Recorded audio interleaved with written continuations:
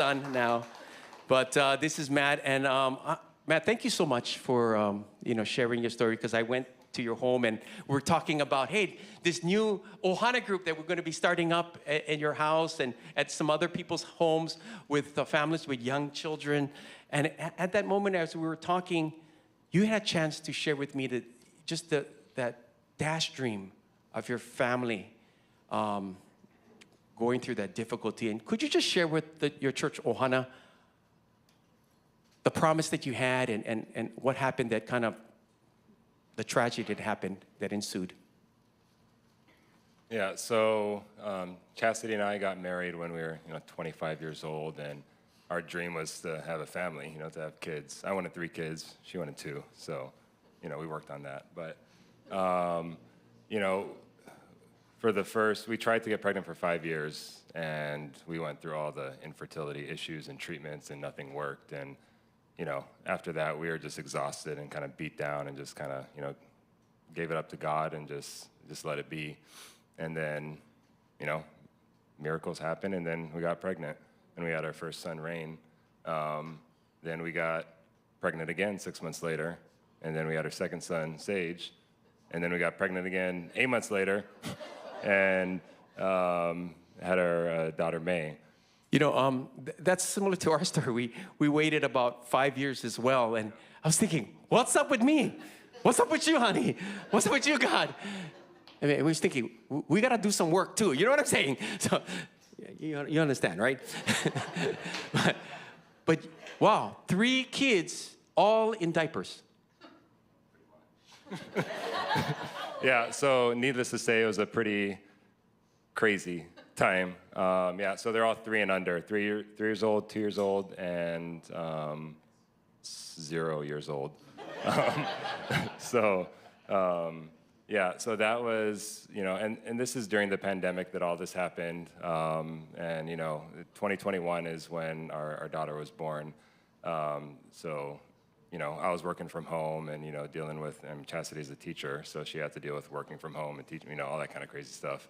But then when May was born, so May, my daughter, right there, when she was born, she kind of just instantly, took my heart. For my first 2 boys, I had to kind of, warm up to them a little bit, but with her, she just, she's my baby girl, right? So, and just look at that smile. Like she brought, she made our family complete. Chastity always wanted a daughter too. She didn't want just all boys in the house. So she really made our family complete, just bringing so much joy and that smile. Like she smiled at everyone and just loved everyone and stuff. So 6 months, 6 months old, everything's good, everything's fine. We have the joy and love and craziness of our family. And then, just one Tuesday morning, I get that call that no parent ever wants to get. And my wife is just hysterical on the phone. She was, working at, her school in Mililani. I'm working from home, and the daycare is right across the street from her school. And she's like, something happened, you got to come.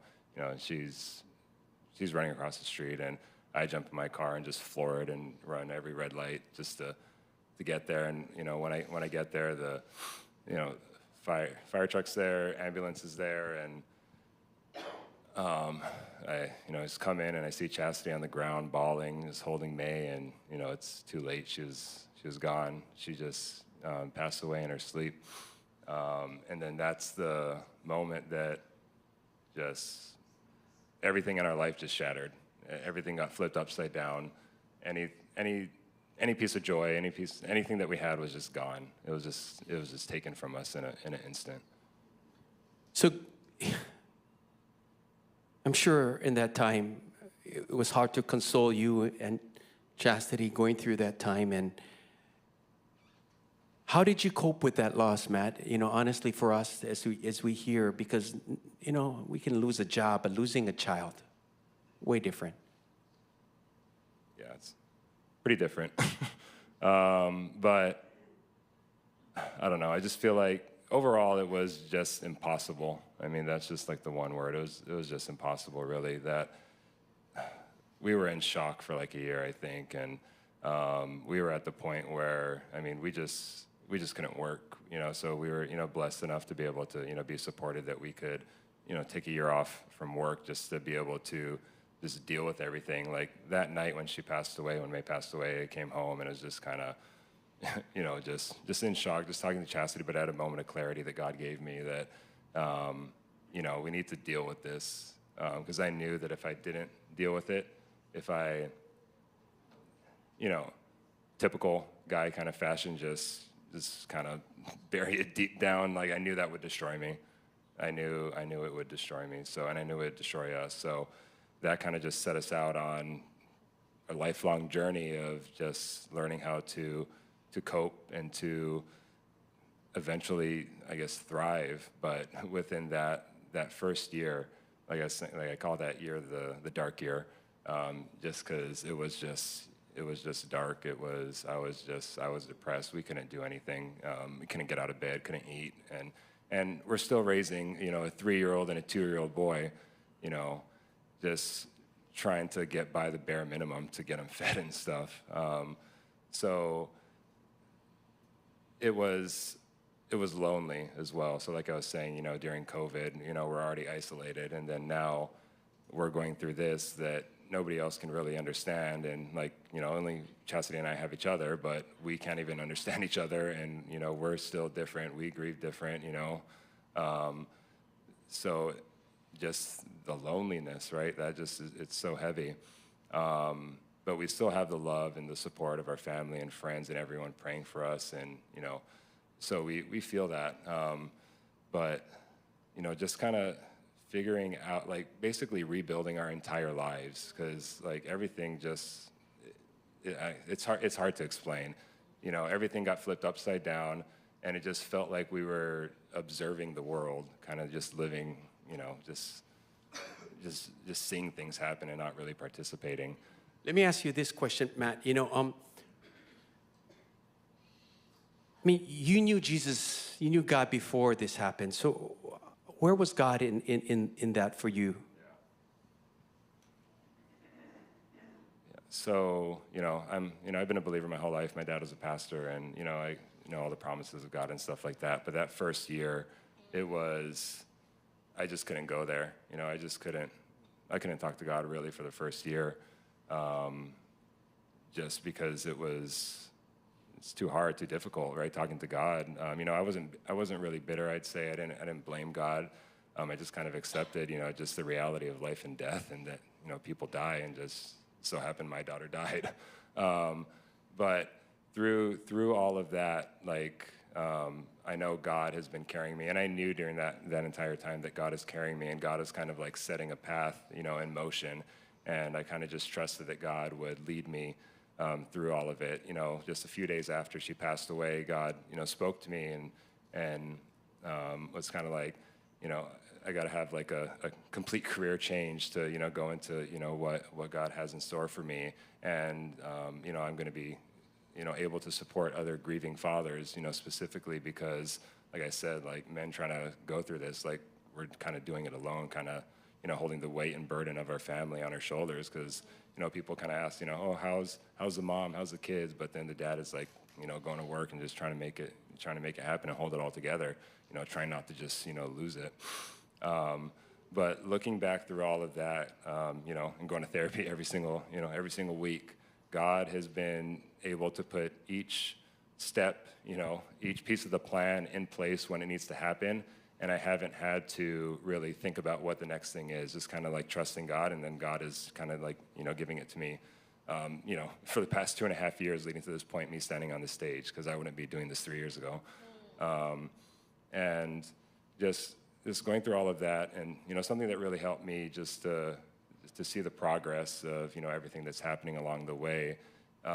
Even when I really wasn't open and talking to God, I would always just still look back, and I know that God had me, and just to see the miracles that happened, for the first week, the first month, the first 3 months, the first year, just being able to get through all of that, and just out of that, there's been so many just, I guess, seismic shifts in our life, just very quickly, just all the stuff that doesn't matter like, it doesn't matter. Like, I don't care about any of it, you know? Like, I only care about what's important, you know, my family, my friends, my relationships, just all the things that are just distractions just easily just fall away. So that's been probably one of the biggest gifts, you know, that God's given me, to be able to use me to share my story with everyone, that, you know, just to be real and to be able to connect on a personal and just individual level with people. You know, Pastor Mark talked about like superpowers a couple weeks ago. So my superpower is just empathy. I was always empathetic, but now I can just empathy. It's like I feel like so strongly for, you know, what everyone's going through, because we're all going through something, right? And that's really what God has kind of like placed on my heart. We're all going through something. We're all struggling with something. It doesn't matter what it is. Like, you know, I lost a child, but you know, one of you lost a job. You know, you got broken up with. I mean, just whatever it is. Like, it's the most difficult thing that each one of us is going through right now at that moment, and it's the struggle and it's the pain. So God has really just been working on me to just be real and open, and for people to do the same. And just by letting my light shine, letting God's light shine through me, I've seen so many miracles of people just, you know, opening up and being real, and that's been the greatest blessing out of it all. You know, that's what God has been showing me, and yeah. Being real and having empathy, because you've gone through that, you know others are going through. That's huge, and you're able to help others who are going through some kind of loss, their dash dream, right? And you also talked about gratitude. I mean, that's such a irony, right? How can you be grateful for something that you could say, well, I can choose to be bitter, but you've chosen gratitude. Can you share just a little about that choice and how that's made you a better person? Yeah. Gratitude kind of changed my life, I'd say, because that's, yeah, like having, you know, what can you be grateful for when your daughter dies? Yeah. But there's a lot to be grateful for. That's what God showed me, right? It's, you know, gratitude in itself is a superpower, because we have so much, but just the distractions and, you know, busyness of this world kind of, you know, and just like the want and the need and the greed and just everything kind of just, it's all distractions. But when we stop and we look at it, no matter what, we have things to be grateful for. So that kind of just like set me off. You know, I started a whole like, you know, morning routine, you know, consistency, just doing the things that I know that are gonna, you know, set me up for success each day, to, you know, help me grow and to improve and to move forward. And it always starts with gratitude. You know, every morning I wake up, I thank God. I say, I'm grateful I woke up this morning. You know, and it's just the little things. I'm grateful to have food. I'm grateful for the sky. I'm grateful for the sunrise. You know, I'm grateful for my wife. I'm grateful for my kids. I'm grateful for rain. I'm grateful for Sage. I'm grateful for my parents. You know, all those things. It just gets you from, you know, looking within, because it's easy to be, you know, bitter and to look in and to like, you know, my life sucks. Like, this situation sucks. Why this happened to me?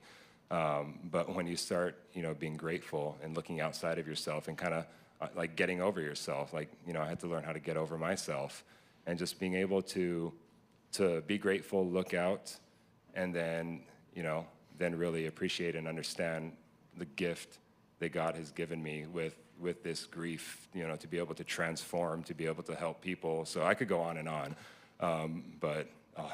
Thank you, Matt, and for sharing just your journey with us, and through that dash dream bitter moment that you have chose to be better through that, and helping so many others because of that. And the story hasn't ended, because there's another person in this picture. Can you? Yeah, so that's another story in itself. He's our miracle baby. Yeah, it's, I'll go a little bit. So, 1 minute. Yeah, so my wife always wanted a daughter. And then, you know, we have our daughter, and then, you know, she went to be, you know, to be with the Lord too soon. you know, but when we had her, our family was complete, you know, so my wife had her tubes removed, so it was like, oh, you know, we can't get pregnant, you know, but God had other plans. So we went through, you know, fertility treatments again. We went through IVF, and then first one, it's like, boom, we got pregnant. Like, and then now we have this little, like, this piece of joy and love in our life that we could have never expected or like, ever planned, or, you know, and he's, you know, a little Ollie. But he's you know, you can go see him, and like he will guaranteed laugh and smile. He just learned how to stick out his tongue last night. So I've been training him for like 4 months, and then last night he finally started sticking his tongue out because it's so cute. But, you know, it's just that kind of stuff that I don't know what the plan is. Like, I don't know what God has for me in my life. I don't know where it's going, but I know that God is doing something great, and I'm kind of just like going, you know, going along on the ride and just seeing where God takes me. Can you say thank you to Matt? Thanks, Matt.